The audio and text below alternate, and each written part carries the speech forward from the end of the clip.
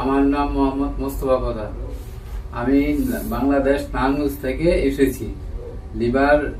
লিভারের জন্য 4 বছর যাবৎ আমি ভুগতাছি।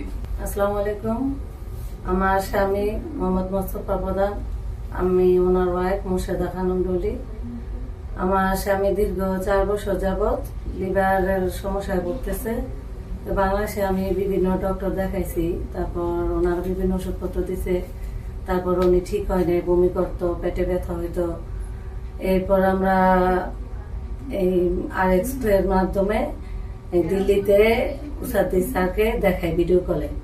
দেখানোর পরে উনি আমাদের বিভিন্ন ওষুধ ভিডিও কলে দিয়েছে। দেওয়ার পরে আমরা দিল্লিতে আসছি। আসার পরে ওনাকে বিভিন্ন টেস্ট করার পর বললো যে ওনাকে লিভার ট্রান্সপ্লান্ট করাতে হবে। এরপর আমরা ডোনারের খোঁজ খবর নেই, আমাদের পরিবারের কারো সাথে ওনার লিভার ম্যাচ করেনি।